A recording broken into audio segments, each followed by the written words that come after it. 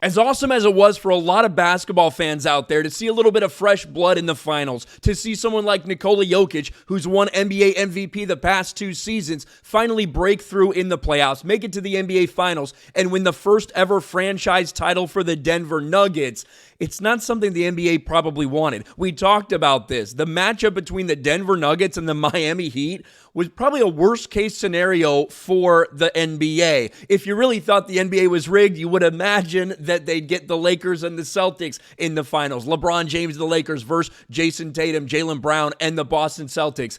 That's not the matchup they got, and now it looks like ratings-wise, they're paying for it. NBA Finals dip year to year as Denver Nuggets clinch first title. We've talked a lot about NBA ratings the past several years, in large part because they drove so many people away with the woke nonsense. When they went into the bubble, they went full woke, and even in 2021, after that, there was a lot of leftover, a lot of hangover from how much they embraced social justice and identity politics, and quite frankly, it drove a lot of people away. And certainly the reason the numbers aren't what we saw 10 years ago, in large part, are because of the identity politics that have been pushed. But when it comes to this specific matchup, I'm not sure if those headlines really match the reason why. Because when you look at the playoffs as a whole, it was actually the highest it's been in 5 years, even with a bad NBA Finals performance. And it was pretty bad. This is, I believe, the 4th lowest rated NBA Finals over the past 30 years, down from last year's, just slightly above the 2021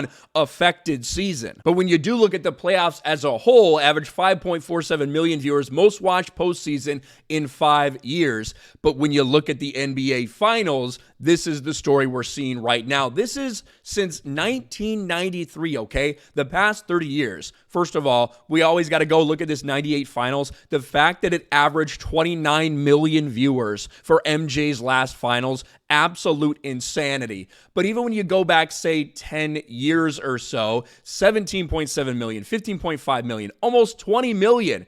20 million average for all of the Golden State-Cleveland matchups until it starts to go down a hill. And then, of course, you see the COVID-affected seasons. One was in the bubble. One, they shifted the schedule all around, and it was a very out-of-season finals for them. The NBA was hoping to continue that upward trend, but with this matchup with the markets, it just didn't seem like something that was very compelling to a normal audience. And there's no doubt. You can't pretend like the reason that these are so far down right now isn't because of social justice and identity politics. That has played a massive role in why the NBA's in its current state. However, with the upward trend for the playoffs this year, downward trend for the finals, I think you can look at that specifically and say it had a lot to do with the matchup.